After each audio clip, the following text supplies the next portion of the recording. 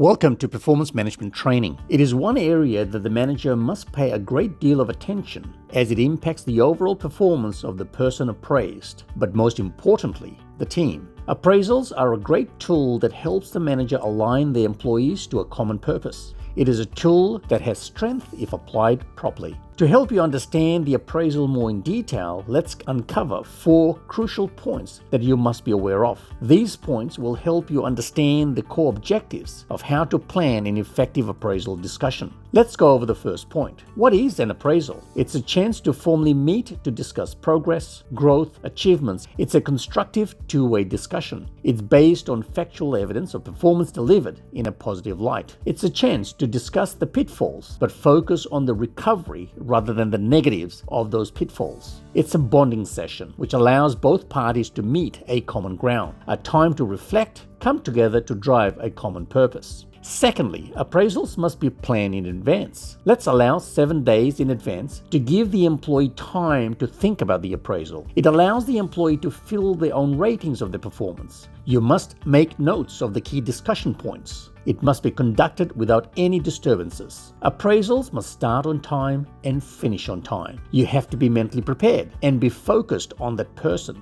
This is your special time that you have assigned to invest in that employee. Thirdly, let's look at the do's and don'ts. Do's: stay positive. Have a handshake and make the person feel comfortable. Stay focused on the key points. Switch off your mobile phone and put it away. Ensure you share facts only. Don't forget, this appraisal is completed every 6 months. It must be comfortable. Invite a coffee or a tea. Manager must speak 20% of the time and allow the employee to speak 80% of the time. Set the stage right so the employee is clear on the expectations and the guardrails. It's very important to use the words we or us. Acknowledge the discussion, nod, and ask relevant questions. This is where I'm going to introduce you to different types of question techniques. Open-ended questions. This is where a person needs to explain more in detail. For example, tell me more about your team involvement, or how did you impact your performance? Close-ended questions. This is where you require a yes or a no to confirm a conversation. Example,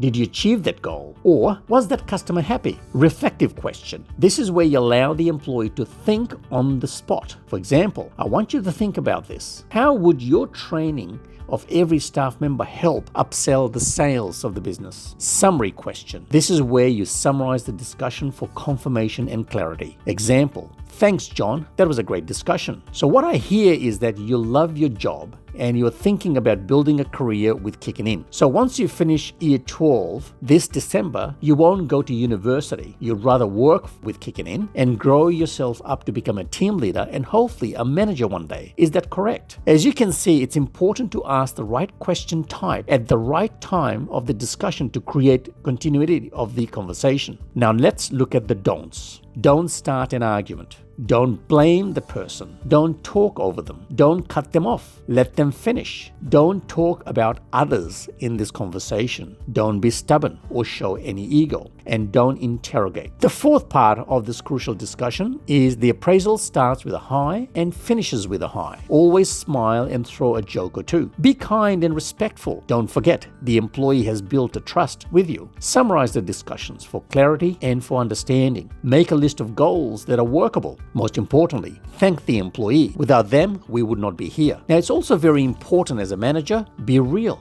and be genuine. Think about this. Who does not want any feedback? It's how you deliver the feedback that is important. Choice of words is crucial in this discussion. It is also important to stick to the guardrails, so then your conversation is focused, narrowed to specific attitudes or skills being assessed. A well-conducted appraisal has great value outcome for all 3 parties involved, the manager, the employee, and Kicking In. Hence, it is paramount that all appraisal meetings are well planned in advance. Now, take a moment, reflect on the points mentioned. You are now ready to learn more on how to conduct an effective appraisal.